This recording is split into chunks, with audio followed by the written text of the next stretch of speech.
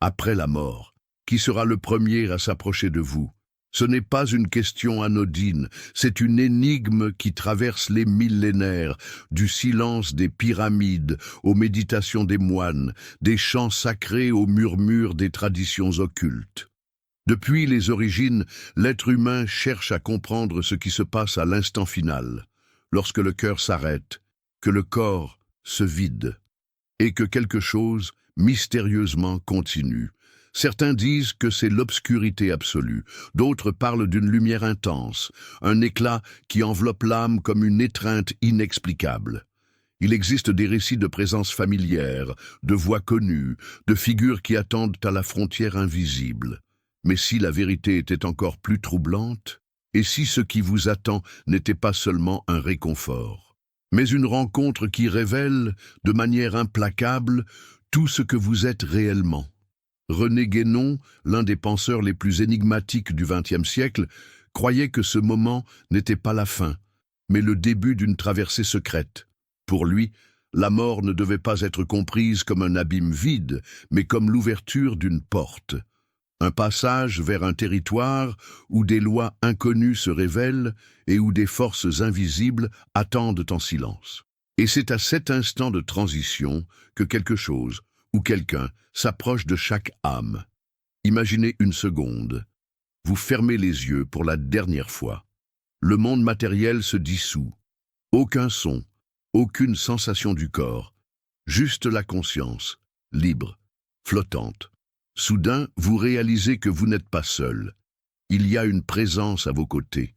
Une ombre, une figure radieuse, ou peut-être un reflet de tout ce que vous avez vécu. C'est l'instant où, selon Guénon, l'âme ne chemine plus seule. Elle est conduite. Mais conduite par qui? Des anges gardiens, des esprits familiers, ou des entités plus anciennes, gardiennes de secrets que peu osent imaginer. La tradition spirituelle suggère que cette première rencontre est décisive, qu'elle révèle non seulement le destin immédiat de l'âme, mais aussi la vérité cachée qui est restée voilée durant toute la vie. Cette idée, si simple et en même temps si effrayante, nous mène à une question inévitable. Sommes-nous vraiment préparés pour qui ou quoi nous attend de l'autre côté? Au cours des prochaines minutes, nous allons suivre les traces laissées par René Guénon, explorer les visions qu'il a décrites et plonger dans le mystère qui entoure la première rencontre après la mort. Préparez-vous. Ce n'est pas seulement une réflexion philosophique. C'est une invitation à regarder au-delà du voile, à traverser, de notre vivant, la frontière où la science se tait et où l'invisible commence à parler. Car à la fin, la question n'est pas seulement « que se passe-t-il après la mort ?», mais « qui viendra à votre rencontre le moment venu ?» Pour comprendre le mystère de ce qui se passe après la mort, nous avons besoin d'un guide. Pas un guide ordinaire, mais quelqu'un qui a osé cheminer dans les régions où la raison moderne refuse d'entrer. Cet homme fut René Guénon. Né en 1886 à Blois, en France, Guénon n'a pas suivi le chemin prévisible des philosophes ou des théologiens de son temps. Tandis que le monde occidental plongeait de plus en plus dans la science matérialiste et le culte de la raison, il se tourna vers les traditions les plus anciennes et les plus occultes. Il étudia l'hermétisme, l'ésotérisme chrétien, le soufisme islamique et les courants orientaux. Mais pas comme un simple érudit académique. Guénon cherchait l'essence invisible qui unit toutes les traditions spirituelles. Pour lui, la vie humaine ne pouvait s'expliquer uniquement par des formules, des théories ou des lois biologiques. Il existait un plan plus profond, une réalité sacrée qui soutenait le monde visible. Et la mort, loin d'être une fin, était le seuil de cette réalité. Imaginez un penseur qui écrit non pour plaire, mais pour éveiller. Guénon voyait dans la modernité une illusion. L'homme croyait être maître de tout, mais il avait oublié les forces qui le dépassent. Il nommait cette ère le règne de la quantité, une époque où le nombre, la mesure et la science avaient étouffé le mystère. Contre ce scénario, Guénon élevait sa voix. Il rappelait que la vraie vie ne pouvait être comprise que lorsque nous regardions au-delà de la matière. Et c'est précisément sur ce point qu'il a touché à l'énigme de la mort, Selon Guénon, l'instant final n'est pas un abîme vide. Au contraire, c'est la révélation d'une présence. Quelque chose ou quelqu'un s'approche pour conduire l'âme. Mais qui est cet être et pourquoi se manifeste-t-il? Les écrits de Guénon ne sont pas faciles. Ils n'offrent pas de réponse immédiate, ni ne consolent avec des images douces de retrouvailles célestes. Son regard est austère, presque implacable. Il décrit la traversée de l'âme comme une rencontre avec la vérité essentielle, une vérité qui peut être lumineuse pour certains, mais terrible pour d'autres. Ce qui rend Guénon si fascinant, c'est qu'il ne parlait pas comme un spéculateur moderne, mais comme quelqu'un qui croyait accéder à une connaissance éternelle, préservée dans des symboles, des rituels et des traditions secrètes. Pour lui, ces traditions gardaient des clés que l'humanité contemporaine avait oubliées. C'est ici que le mystère s'épaissit, car si Guénon avait raison, ce qui nous attend après le dernier soupir n'est ni le néant, ni une simple vision subjective de l'esprit. C'est une rencontre objective, inévitable, qui nous attend tous. Et cette révélation change tout, car soudain la question n'est plus « qu'y a-t-il après la mort ?», mais « qui devrais-je rencontrer à l'instant de mon passage ?» Imaginez l'instant où le cœur se tait. Le corps, immobile, ne répond plus. Et pourtant, quelque chose en vous reste éveillé, une conscience ténue, un fil de perception qui ne s'éteint pas avec la mort. C'est à ce moment que, selon René Guénon, commence la véritable traversée. Mais que se révèle-t-il dans ce passage? Pour la plupart, la mort est vue comme un silence absolu, un vide sans retour. Cependant, Guénon insistait, ce vide n'existe pas. Personne ne franchit seul la frontière finale. Il y a toujours une présence qui s'approche, un être qui attend dans l'ombre de l'éternité. La question est, qui est cet être? Diverses traditions spirituelles, des plus anciennes aux plus récentes, décrivent des rencontres similaires. Certaines parlent d'anges gardiens qui conduisent l'âme avec douceur. D'autres rapportent des présences familières, comme si ceux qui sont déjà partis venaient chercher le nouvel arrivant. Mais Guénon va plus loin.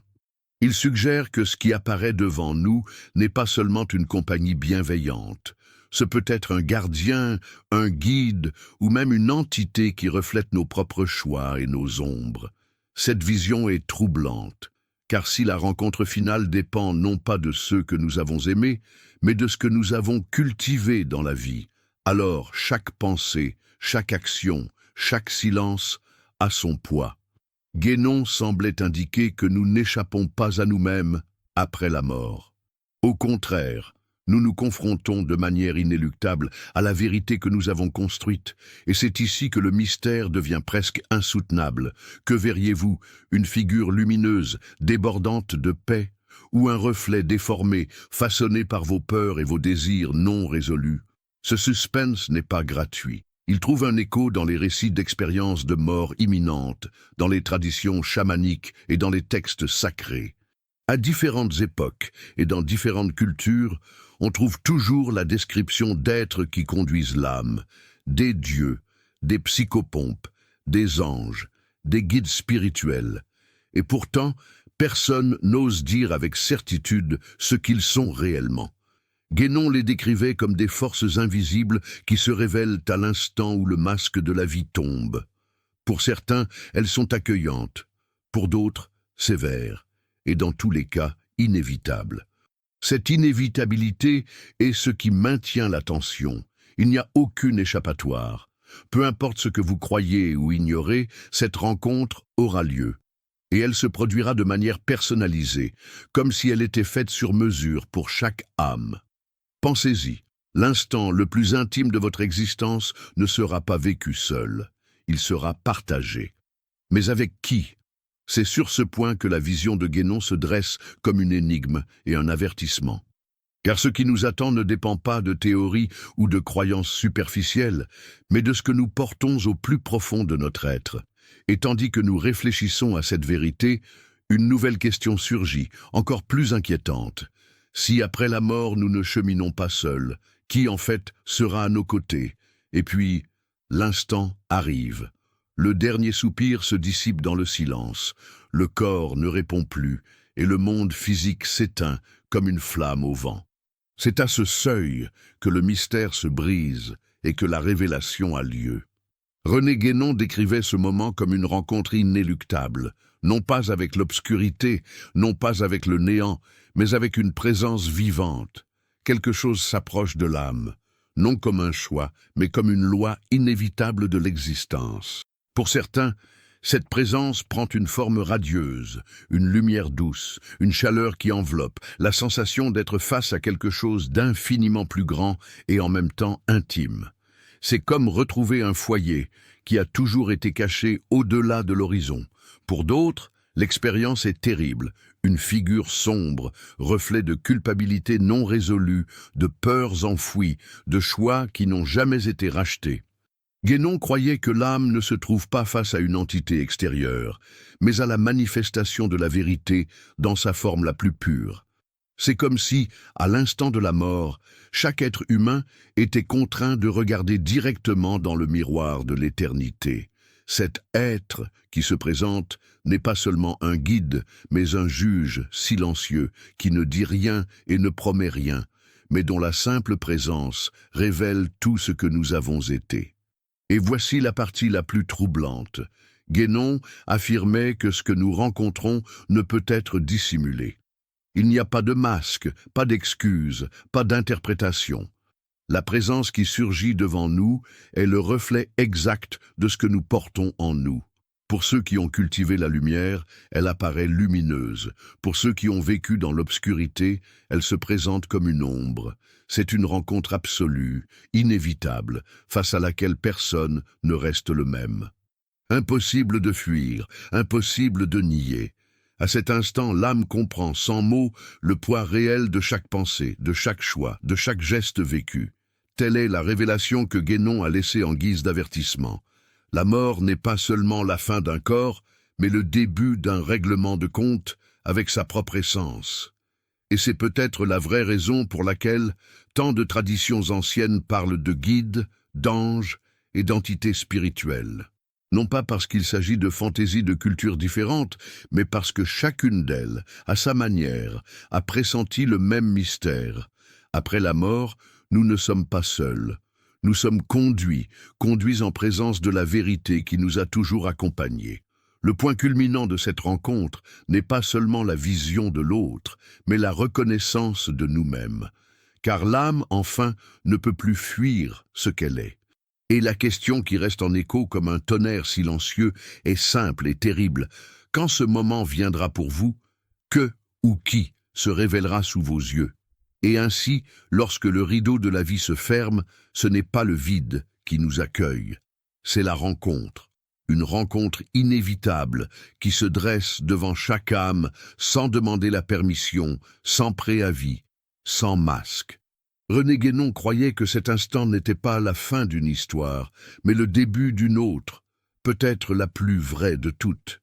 Car c'est à ce moment que se révèle l'essence que nous avons portée en silence tout au long de notre vie. Et cette révélation ne vient pas en mots, mais en présence, des présences qui reflètent notre propre nature, comme si l'éternité était un miroir implacable. Mais que faire de cette connaissance maintenant, alors que nous marchons encore parmi les vivants? C'est peut-être là la plus grande leçon cachée entre les lignes de la philosophie de Guénon. La mort ne concerne pas seulement la fin, mais la manière dont nous vivons avant elle. Si la rencontre finale reflète ce que nous avons cultivé, alors chaque geste, chaque choix, chaque pensée devient un fil tissé dans le destin de l'âme. Cela signifie que, tout au long de la vie, nous préparons la scène de notre propre dernière rencontre. Nous façonnons, sans nous en rendre compte, la forme qui surgira devant nous à l'instant ultime. Et cette prise de conscience change tout, car soudain, chaque moment importe plus que nous ne l'imaginions. Pensez-y, si en fermant les yeux pour la dernière fois vous rencontriez une figure lumineuse, sereine, qui vous tend la main, ce serait parce qu'à l'intérieur de vous, il y a eu de la place pour la lumière. Si, au contraire, la présence était troublante, pesante, ce serait parce que des ombres non résolues se sont accumulées dans votre essence. Cette pensée ne doit pas engendrer la peur, mais la responsabilité. Elle nous rappelle que la vie n'est pas un hasard, mais un chemin. Un chemin sur lequel nous construisons, pas à pas, ce qui nous attend. Et c'est peut-être pour cela que le mystère de la mort a toujours été décrit dans les traditions comme une traversée, parce qu'il ne s'agit pas seulement de perdre son corps, mais de se traverser soi-même. Ce que nous trouvons de l'autre côté dépend, en dernière instance, de ce que nous portons ici. Ce que Guénon nous livre donc n'est pas une réponse définitive, mais une invitation. Une invitation à regarder à l'intérieur avant que le voile ne se lève, à nous demander de notre vivant qui viendra à ma rencontre lorsque la fin arrivera. Cette question ne doit pas être gardée pour l'avenir.